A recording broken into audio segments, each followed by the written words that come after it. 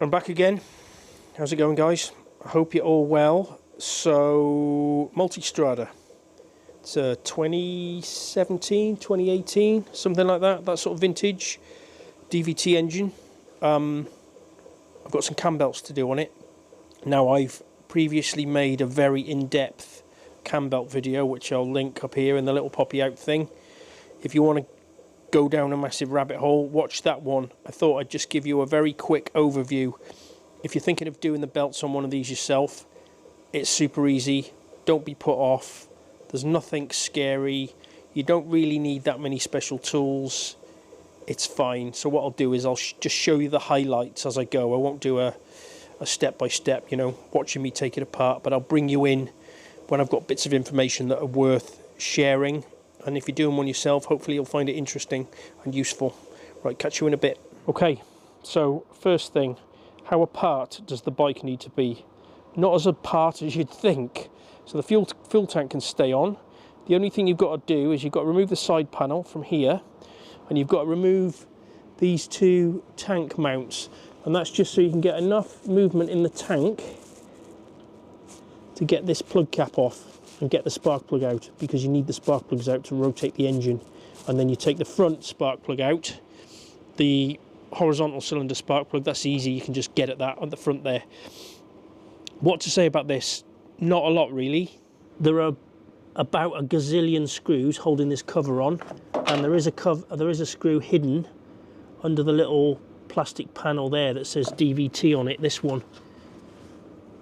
So yeah, there's one screw under there, so don't miss that. That can fox you if you're not expecting it. And then on the other side, same story, just this side panel off. And then on the engine, you need to remove this little cover, because we've got a tool that goes in here for TDC lockup and rotating the engine. Let's show you the tools I'm going to use. So tool wise, you're not going to need a great deal, to be honest with you. Most of this you could get away with not using if you were feeling adventurous, let's put it that way. So I've got a TDC lockup tool. This one is I've got the box here so I can show you. This is a laser one, nothing complicated there. I've had this for years. I've got a couple of other makes of them knocking around the workshop somewhere. So you need a TDC lockup tool. It's really handy to have a crankshaft turning tool. You could get away without that. You could screw something in the end of the crank and rotate it. You could, yeah, but that just makes life easy and it's pretty inexpensive. I got some cam jams that I've just had a fight with Fusion 360 and made. This design needs a bit of a tweak, but it works fine. So that they're not necessarily necessary. Blimey, that was a sentence. You'll see from the other video I've made about it, I jam a little piece of carbon fibre rod in between the camshafts just to keep them in position, but this is a little bit, I don't know, safer is not the right word, just a little bit more convenient. So I've got those, but you don't necessarily need those. And then I've got the really expensive Ducati cam belt measuring tool. Yeah, you don't need that, you just need a mobile phone. And I've got a video about that as well. I'll put the link to that in the video description.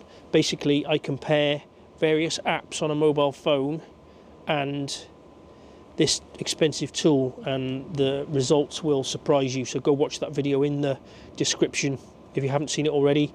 And then some genuine Ducati belts and the nuts for the tensioners. Now, technically, these are single-use lock nuts. You can probably get away with, well, you can get away with not having new nuts if it's the first time the nuts have been undone. But they're, what are they, £1.50 each or something ridiculous. So if you can get them, just replace the nuts. Right, what we're going to do next. Let's talk about finding top dead centre. And I just thought of a potential top tip in case you were ever wondering about this. So this is the camshaft turning tool. It literally just, yeah, you know how it works. I'm not going to go into detail. Locks in the end of the crankshaft.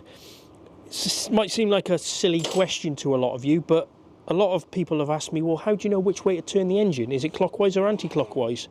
Well, almost without exception, motorbikes have a thing called a sprag clutch, which is a one-way clutch for the starter motor. Now, if you listen to me turning this engine, if I turn it this way, doesn't really make much of a noise. If I turn it this way, you can hear it driving the starter motor. So if you're turning the engine and you're driving the starter motor, you're turning the engine the wrong way. So it turns this way. Does that make sense?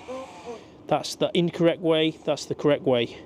Okay, let's go around the other side. I just want to talk about timing marks on these DVT engines. Now then, all these Ducati engines, you do your cam timing. So when you remove and refit the cam belts, you always do it with a horizontal cylinder at top dead center compression stroke.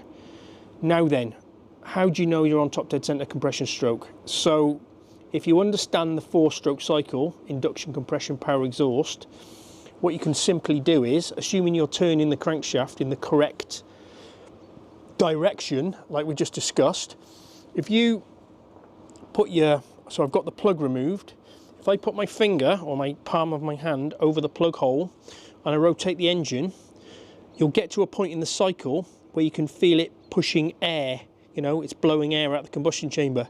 That is the beginning of the compression stroke.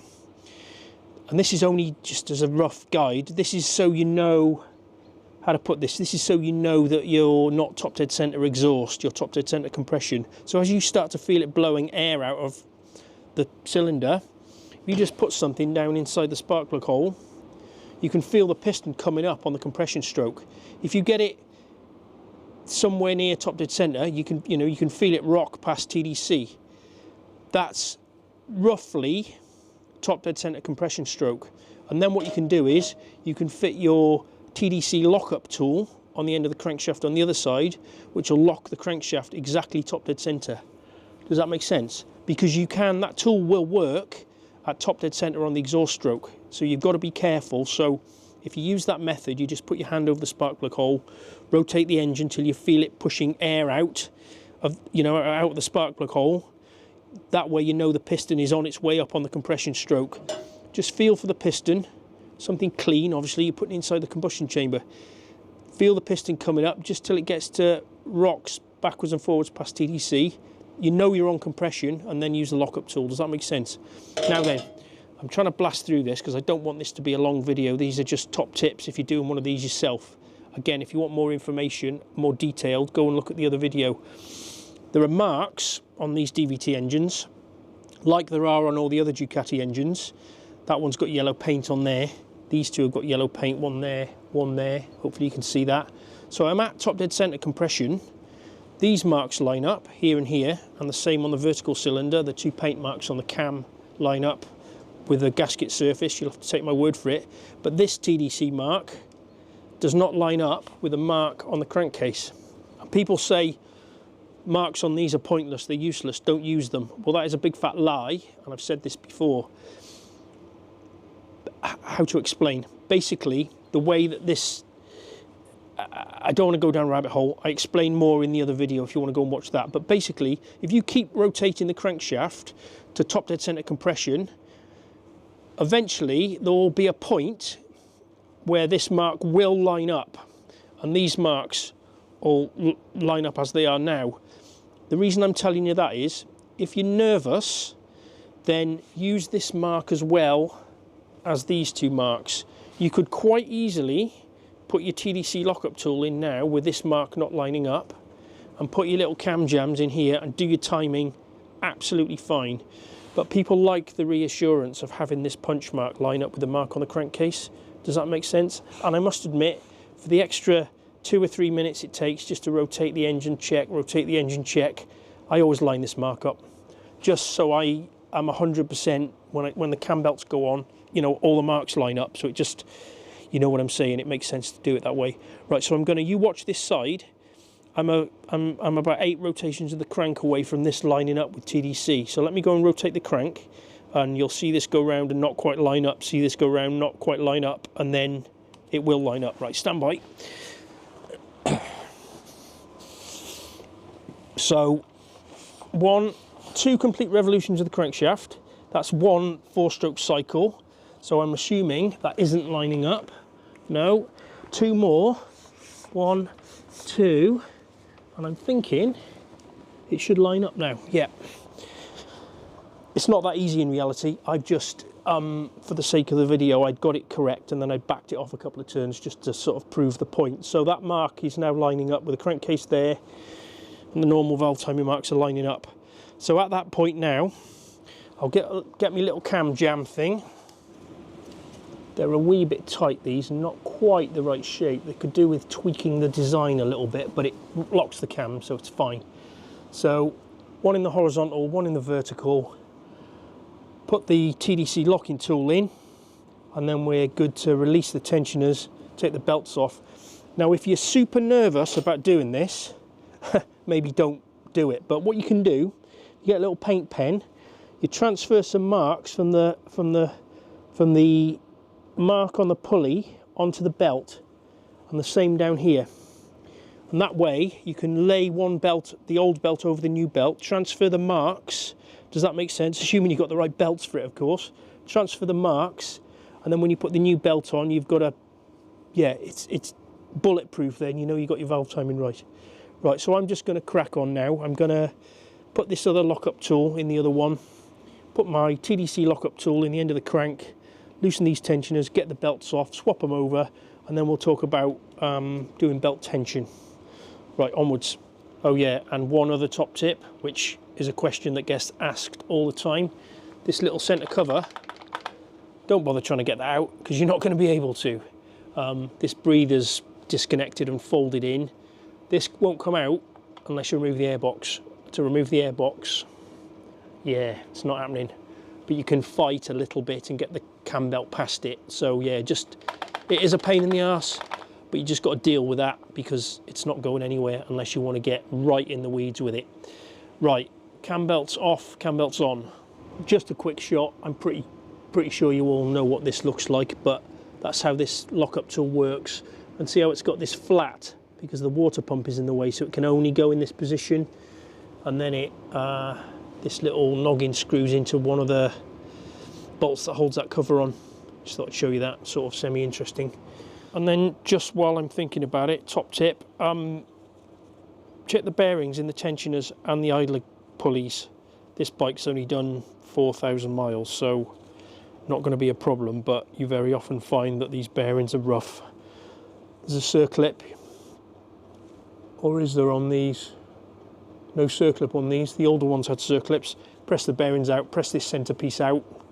New bearings. I'm pretty sure I'm saying that like I changed bearings on these pulleys. Somebody tell me in the comments whether they're changeable or not, or whether you just buy a new pulley. Don't know. The older 996, 916s, which I've done hundreds of, yeah, the bearings are for no money and you just swap the bearings over. Whether these are, they look like they're gonna come out. What is that, a 6? Anyway, not what this video is about. Check the bearings. Right, onwards. Okay, another quick tip about these tensioner pulleys. So this is the new belts all together. Oh, and while we're here, let me just show you. So this is what I mean about the paint marks. If you didn't understand, you mark the pulley and the belt. Does that make sense? And then you transfer the mark over. When you put the new belt on, everything lines up. I did that just so I could show you. If you've got a slightly nervous disposition, then probably a good idea. Normally I don't bother doing that just because this is not my first rodeo, as they say. What did I want to talk about here? So see this tensioner, it's an eccentric adjuster. It could tighten the belt that way, or it could tighten the belt that way. So which way do you tighten the belt? Well, it's quite straightforward. This is a normal right-handed thread, so that way to do it up, righty-tighty, okay? What you want to have happen, imagine it's tight and the belt is trying to slacken the tensioner off. What you want to have happen is, as this tensioner turns, you want it to be trying to tighten the nut. Does that make sense? So that way would be the correct way to do it. So as it tries to undo itself, it's going to be tightening the nut up. If you did it the other way, you'd quite successfully tighten the belt, he says, but as the belt was putting pressure on the tensioner, it would try to undo the nut. Does that make sense? I think it does. Right, I'm carrying on. See you in a minute. Okay guys, let's put my brew down and just gathering my thoughts. So a few notes on cam belt tension. So first thing, the cylinder that you're doing the belt tension on needs to be top dead center compression. So we can do this horizontal cylinder. Just know that when you do the vertical cylinder, the engine's got to be rotated.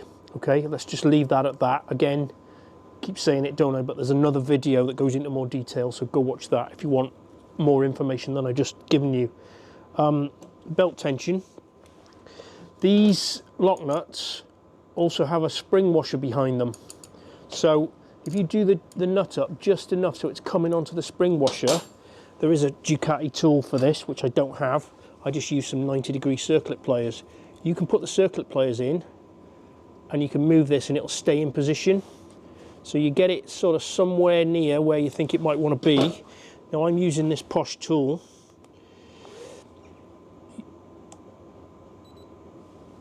.111 hertz, okay? Now I'm going to get to the other tool in a second and using a mobile phone. So what we do is, that's too tight. So these DVT engines are 90 hertz plus or minus 5, which is slightly lower than your non-DVT flavour of engine. 82, gone too far. You get the idea. So you 99. Come on, Jim Bob, you can do better than that.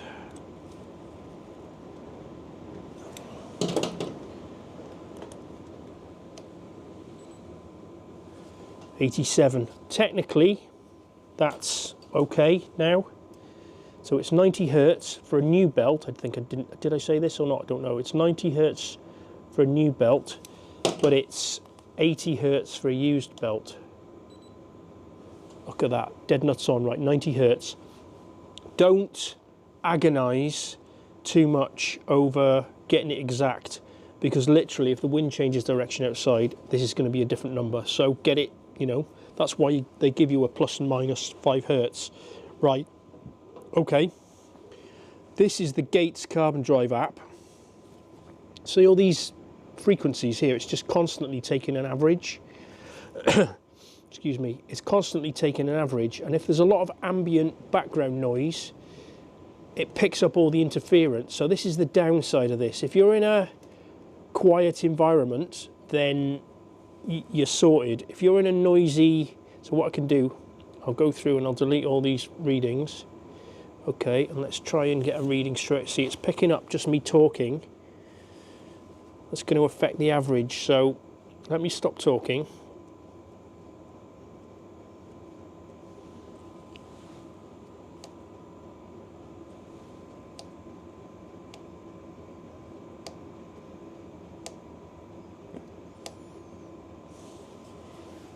Check that out, 89, 90, it's keeping on recording. I don't know if we can pause it. It's a little bit annoying, but let me do that one more time for you, just so you can see, and I'll show you the phone screen straight away.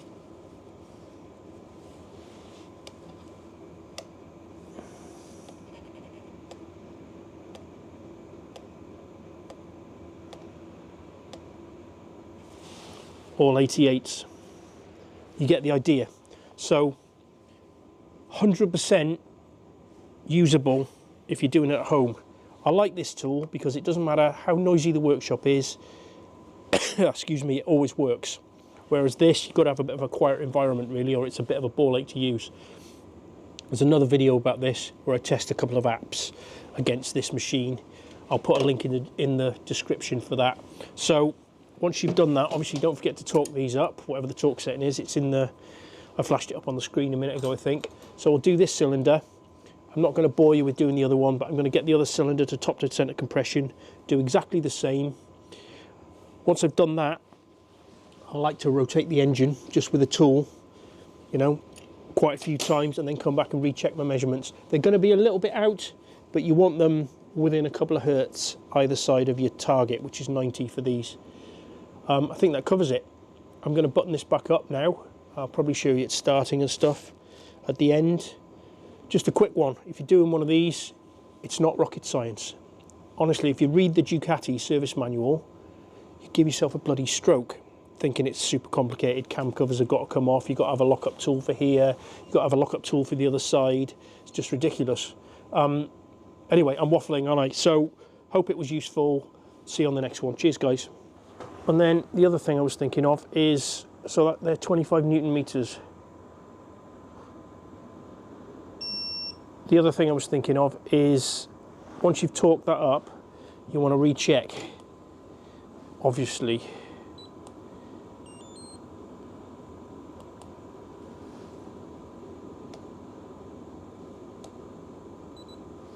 Still 90, but they generally don't move.